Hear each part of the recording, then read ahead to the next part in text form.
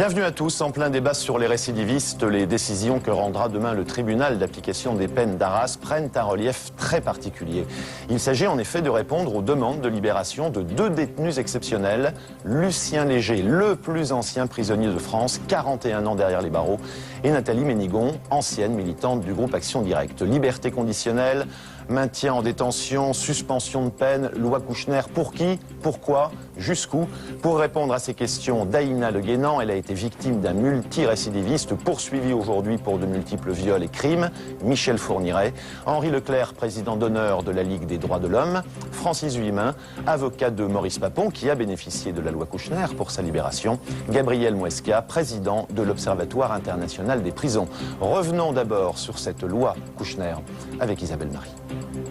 C'était en juillet 2000, les parlementaires dénonçaient dans deux rapports la situation des détenus malades ou âgés, posant concrètement la question de la mort en prison. Depuis, il y a eu la loi sur le droit des malades, mais selon ACT UP, la procédure reste très longue. Il faut faire appel à un avocat qui doit déposer un recours devant le juge d'application des peines, passer devant une commission d'experts médicaux et seulement après le juge statue. Donc on a des gens qui sont en échappement thérapeutique, sur lesquels les médicaments ne marchent plus, qui sont en train de mourir en prison et qui ont fait une demande depuis plus de 5 mois, 6 mois. Pour Véronique Vasseur, ancien médecin-chef à la prison de la Santé, cette loi n'est qu'un début. Il y a encore beaucoup de détenus qui ont soit des cancers généralisés, des sida phase terminale, mais il y a aussi des gens dont le maintien en détention n'est pas possible parce qu'ils sont handicapés, parce qu'ils sont en fauteuil roulant, parce qu'ils sont grabataires. Il faut sortir, mais avec une structure d'accueil qui puisse les accueillir, et c'est ça qui est compliqué. Tout est effectivement compliqué dans ces dossiers. Pour éclairer le débat avec vous, maître Henri Leclerc, on va faire un petit peu de pédagogie. Suspension de peine, liberté conditionnelle, loi Kouchner, quelles sont les principales différences, rapidement? La suspension de peine est la libération conditionnelle est une mesure qui existe depuis plus de 120 ans. C'est une mesure qui est destinée à éviter la récidive pour les gens qui présentent des gages de réinsertion sociale et qui peut être prononcée après l'expiration de la période de sûreté, soit à mi-peine, lorsque la moitié de la peine a été accomplie pour les détenus qui sont condamnés pour la première fois, soit à 2/3 de peine pour les détenus qui sont condamnés à la deuxième fois. Ce qui est en cause, c'est donc l'avenir et le fait d'éviter la récidive. La suspension de peine, qui résulte de la loi Kouchner, est une mesure qui consiste pour les condamnés dont le pronostic vital est en cause ou qui présentent une condition durable incompatible de santé incompatible avec la détention, la formule est à peu près celle-là, oui. De les libérer compte tenu de leur état de santé, qui est totalement incompatible avec la détention ou qui est le pronostic vital, c'est-à-dire qu'ils vont mourir très prochainement. Oui. C'est donc deux mesures qui ont de nature tout à fait différente. Alors, globalement, cette loi Kouchner, puisqu'on en parle, quel bilan en faites-vous, maître Vuillemin? Le bilan, il est trop tôt pour le faire. Ce que je sais, c'est que la libération de Maurice Papon... mars 2002, quand même, ça fait plus de 5, ça fait la libération de Maurice Papon en septembre 2002, ça fait bientôt 3 ans, au-delà de la polémique, a ouvert en tout cas la possibilité à d'autres avocats, pour d'autres détenus, d'utiliser cette loi. Qu'elle soit insuffisamment appliquée, insuffisamment effective, c'est certain, mais enfin, elle existe. Et il n'appartient qu'à ceux qui ont la charge de détenus, je parle des avocats malades ou âgés, d'exercer les recours dont il faudrait probablement raccourcir les délais, effectivement, car dans certaines circonstances, on l'a vu dans votre reportage, 5-6 mois de procédure, c'est peut-être le temps qu'il faudra à la personne pour mourir ou pour... la personne peut avoir besoin de soins immédiats. Or, en prison, on n'est pas soigné. Oui. Gabriel Mouesca, je suppose que vous êtes d'accord avec ce constat? Vous le faites aussi? Il y a un chiffre à rappeler, c'est que sur 436 demandes de suspension de peine qui ont été faites à ce jour, uniquement 173 personnes, je dis bien 173, ont bénéficié de la suspension de peine.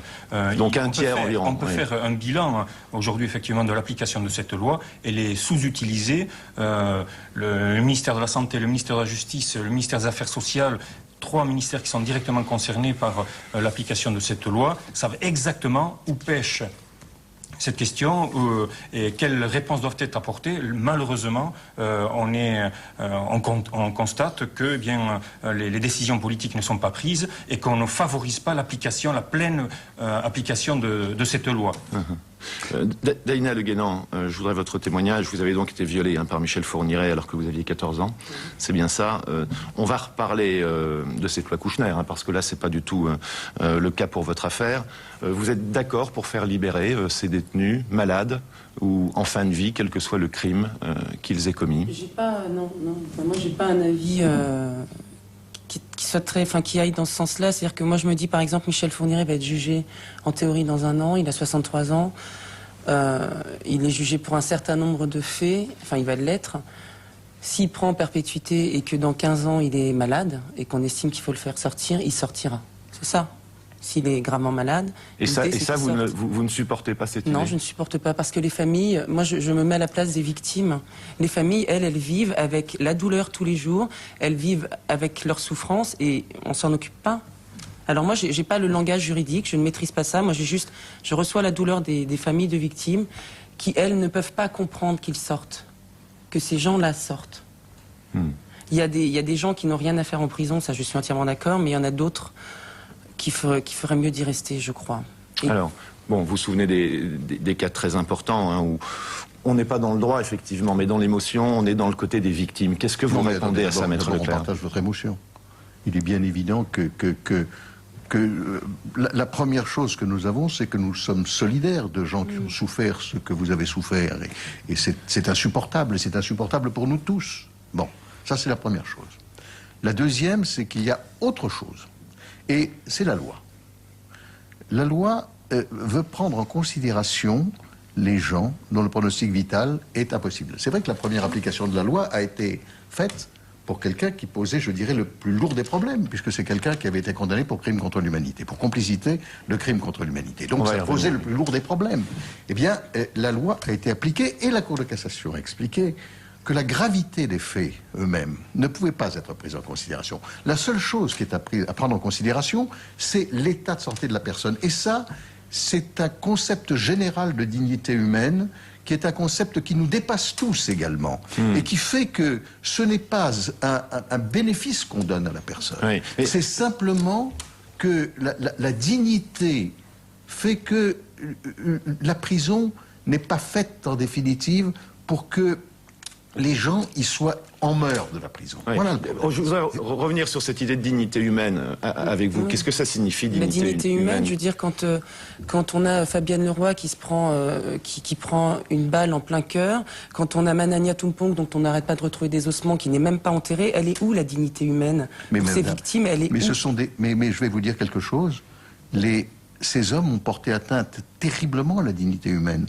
Ils méritent pour ça les plus lourdes des punitions. Mais pour autant, nous devons faire passer la dignité humaine au-dessus de tout, y compris la dignité humaine de ceux qui n'ont pas respecté la dignité humaine des autres. C'est ça, madame, la démocratie, la civilisation. Alors, Francis Vuillemin, c'est une question d'humanisme. Henri Leclerc l'a bien exprimé. La prison ne devrait être que la privation de liberté. Or, elle est plus et autre chose. Comme je l'ai dit, en prison, on n'est pas soigné. Donc, est-ce que l'exécution d'une peine doit conduire à l'interdiction pour un homme, car le détenu reste un homme, à l'interdiction d'être soigné, à la privation du droit de mourir avec sa famille? Je dis non. Alors, il y aurait peut-être une amélioration à apporter à cette loi. C'est de faire participer les victimes, par l'intermédiaire de leurs avocats, au processus. C'est ce qu'a proposé Nicolas Sarkozy, c'est ça? Oui. Peut-être, exactement. Qu'au moins les victimes et leurs avocats, dont on peut imaginer que souvent elles s'opposeront à la libération, souvent, ça ne veut pas dire toujours, mais cette mesure permettrait au moins que, participant au processus, elles comprennent les raisons objectives, médicales, dramatiques, pour lesquelles on va suspendre une peine. Comprendre au moins. Car pour le moment, l'état du droit fait que les victimes ne sont même pas destinataires, n'ont même pas connaissance, par exemple, des rapports d'expertise médicale. Ce qui est assez anormal. Alors, sur ce point, rapidement, puis on va revenir après sur l'ensemble du problème. Daïna Le Guénan, vous seriez d'accord à participer d'une manière ou d'une autre à la décision concernant une remise en liberté? Je pense que ça doit être extrêmement difficile. Je ne sais pas si je serais d'accord. Parce que je ne crois pas qu'on puisse être objectif. Enfin, j'en suis pas convaincue. Ah non, moi je sais que si on m'avait demandé mon avis à ce moment-là pour Michel Fourniret, je m'y serais opposé. Gabriel Mouesca, comment répondre à ces préoccupations que tout le monde comprend? Est-ce que la remise en liberté apporte quelque chose finalement de concret à la société, dans le cas notamment des récidives?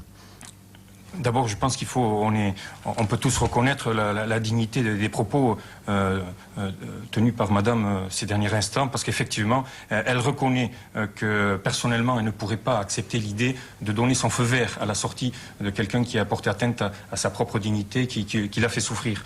Mais on devine derrière ces propos-là qu'elle est bien consciente qu'elle vit dans une société, et qu'entre la victime que vous représentez ici et le bourreau, la personne qui a commis cet acte tragique, dramatique, horrible, oui, et qui a récidivé ensuite, les intérêts de la société. Oui. Et je pense que, à demi-mot, vous avez bien dit que, eh bien, heureusement qu'on n'est pas dans une société de la loi du talion où on oppose la souffrance de la victime à une souffrance imposée au bourreau en prison, et qu'effectivement la société fonctionne de telle façon que, bien, on se dote d'outils qui permettent bien que la société se régule et régule les dysfonctionnements. Donc vraiment, je tiens à souligner la responsabilité de Madame. Pour ce qui est de la liberté et la mise en liberté, que ce soit avec la suspension de peine, pour lequel effectivement il faut rappeler, la suspension de peine est une loi dont l'esprit est, j'allais dire, humanitaire. C'est pour la réinsertion, voilà. C'est ça. Voilà. Et que la loi s'applique à tous. Et on a parlé de M. Papon. Moi, je voudrais parler de l'ensemble des personnes qui sont aujourd'hui à une phase c'est ce qui s'est passé concrètement pour Michel Fourniret. On voit ce qu'il a fait après. Donc, Maître Villemin. Attention, la loi sur la suspension de peine. En suspension de peine. La loi sur la suspension de peine, la loi Kouchner, n'est pas faite pour la réinsertion. C'est pas la loi Kouchner. La libération conditionnelle. On parle pas de la loi Kouchner. La libération conditionnelle est destinée au futur, permettre une réinsertion. La loi Kouchner sur les droits des malades, elle, ne permet aux détenus que de se faire soigner ou de mourir en prison, avec cette précision que ce n'est qu'une suspension de peine. C'est-à-dire que dans l'hypothèse d'une maladie grave dont est frappé un détenu qui conduirait à sa libération, cette suspension de peine pourrait prendre fin dans l'hypothèse où sa maladie serait guérie. D'ailleurs, il y a un suivi. C'est-à-dire que Maurice Papon, pour prendre son exemple, à la suite de sa libération, a fait l'objet d'une, puis une deuxième expertise médicale qui d'ailleurs, l'année suivante et l'année d'après, toutes ont conclu de la même façon. L'incompatibilité durable de son état avec la détention. Donc ce n'est que temporaire, ce n'est qu'une suspension. D'accord avec ça, incompatibilité avec une détention? Peut-être. Peut-être. Donc c'est quand même un pas en avant. Je dis qu'il y a peut-être aussi des détenus qui sortiront peut-être plus vite que d'autres. En tout cas, cette suspension de peine, ils l'auront peut-être plus vite que d'autres qui, eux, sont malades. Je veux dire, des détenus âgés et malades en prison, je crois qu'il y en a beaucoup d'autres que Maurice Papon. Oui. Voilà. Face à un acte inhumain que vous avez subi, on peut apporter une réponse humaine, finalement. Alors écoutez, moi je vais pas trop parler du procès Fourniret, d'abord celui qui aura lieu parce que voilà, mais il faut quand même savoir que quand on parle de libération conditionnelle, quand on parle de récidive, Fourniret était quand même connu des services de police depuis 1966. Voilà. Donc après on efface au bout de 10 ans les casiers, donc les peines ne se retrouvent pas. En 82 il m'agresse, en 84 il se fait arrêter, en 87 il est jugé, il avoue 17 agressions. Et il ressort de prison. Et il commet ensuite la série de crimes qu'on connaît, pour lequel il va retourner devant la justice. On en reparle juste après le journal sur LCI. À tout de suite.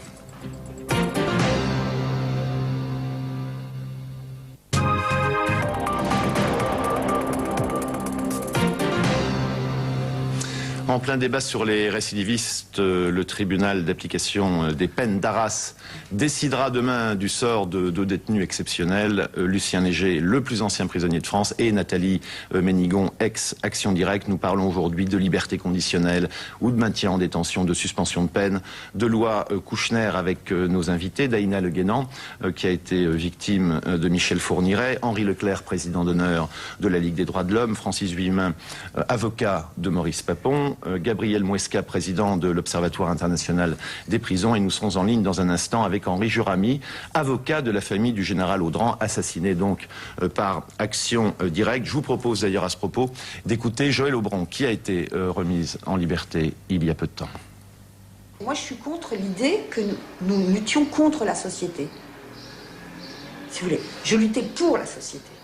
On ne paye jamais la mort délibérée d'un être humain.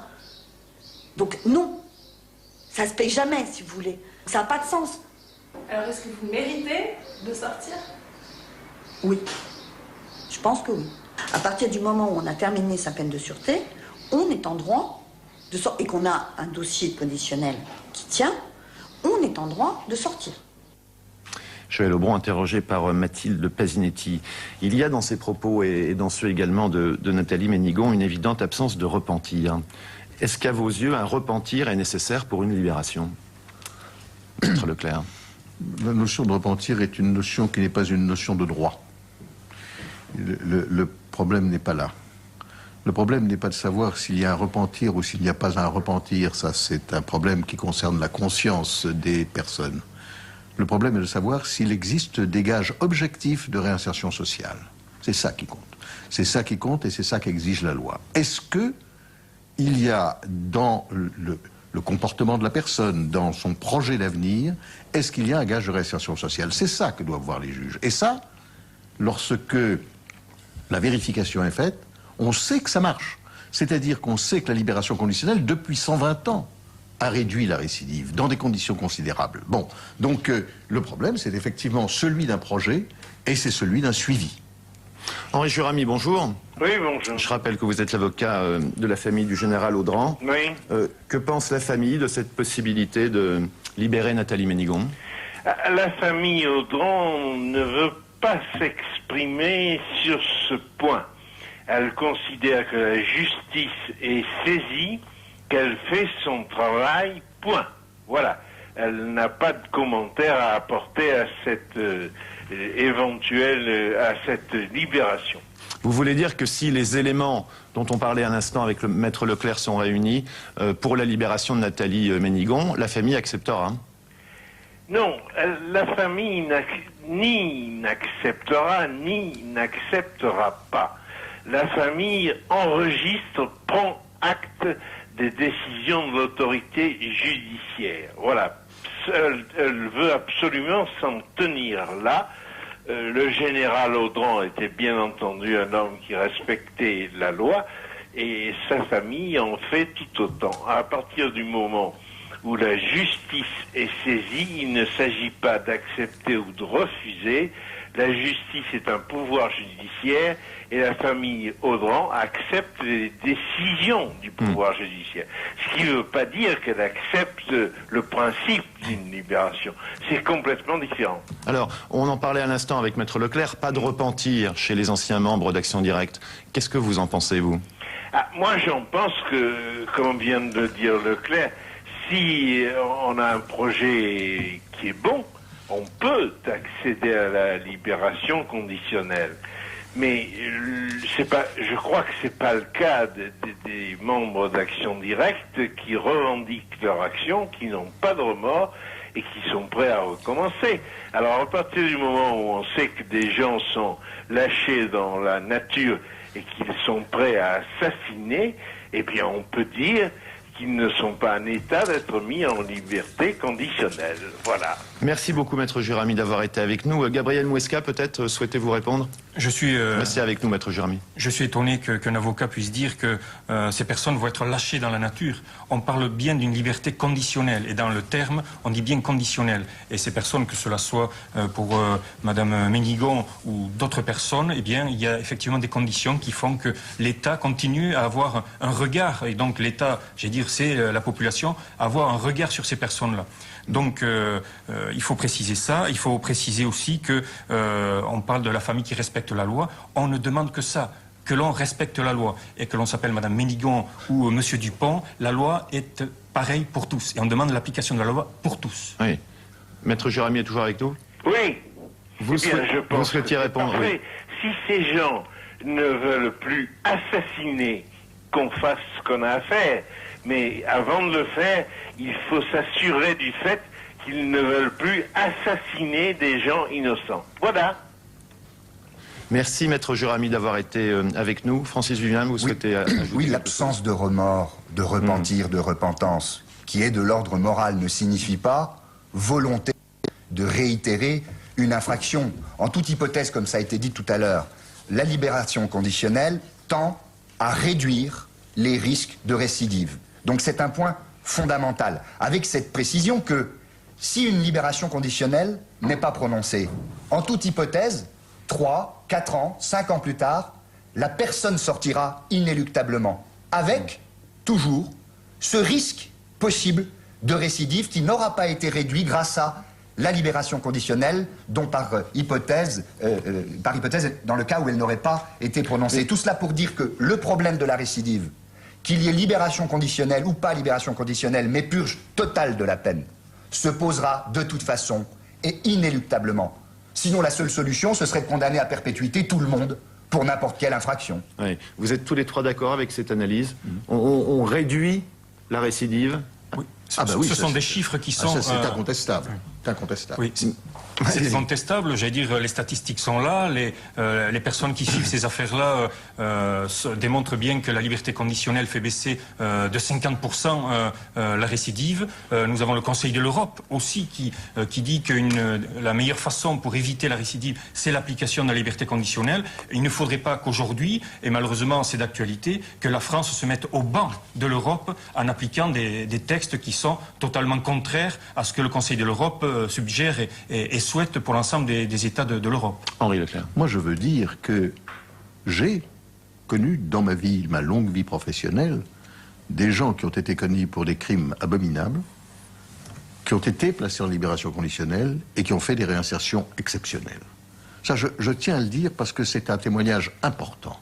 C'est essentiel de savoir que cela existe. Et j'ai connu des gens qui n'ont pas eu de libération conditionnelle et qui ont récidivé. Et donc... il faut bien voir où est la question. C'est l'aide. La libération conditionnelle, c'est une condition, comme le disait Gabriel Mouescat tout à l'heure. C'est une condition. C'est-à-dire qu'il faut que les gens accomplissent un certain nombre de choses.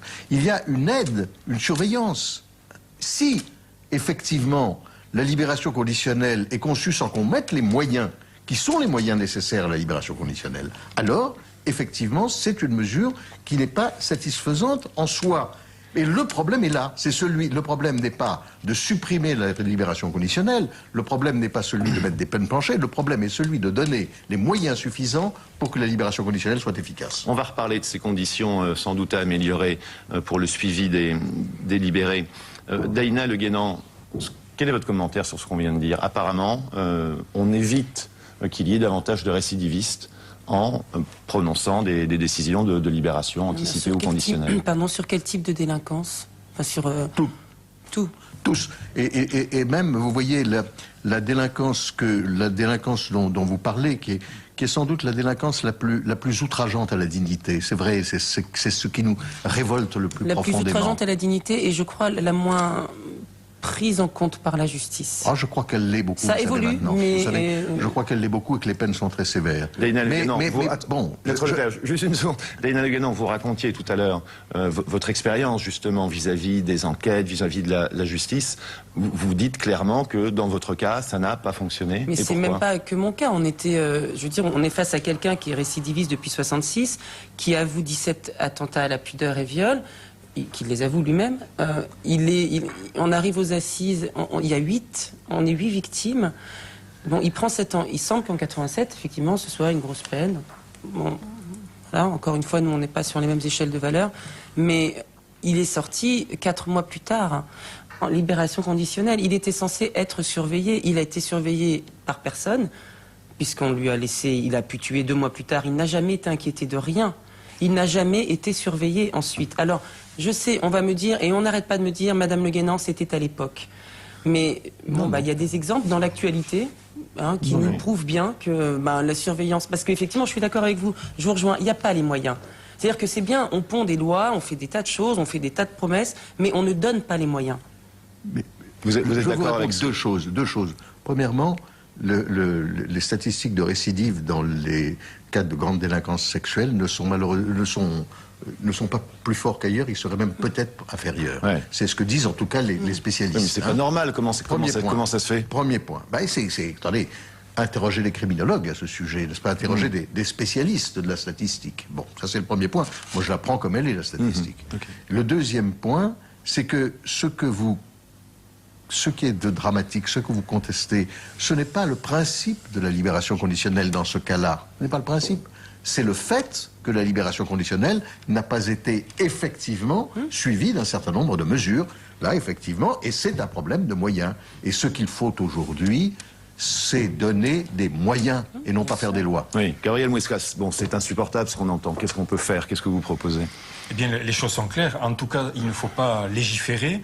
Des textes existent. On demande uniquement qu'ils soient appliqués. Et appliqués, ça veut dire qu'effectivement, l'État se dote de moyens financiers, humains, qui est une volonté politique marquée aussi d'aider, faire un accompagnement aux sortants de prison, parce qu'on sait très bien là aussi que tout se joue au sortir de la prison et les conditions de la récidive se jouent dans les premiers mois au sortir de la prison. Et aujourd'hui, malheureusement, eh bien, on voit que les conditions sont réunies pour qu'on laisse les gens au sortir de la prison sans rien. Et c'est-à-dire qu'aujourd'hui, l'État, quelque part, organise la récidive à venir et organise, effectivement, mes propos sont très graves, mais je dis une question là qui est vraiment sur le fond extrêmement grave. Le manque de moyens fait aujourd'hui que on fabrique les récidivistes et donc les victimes de demain. Donc il faut arrêter le discours démagogique que l'on entend de plus en plus fortement ces dernières semaines.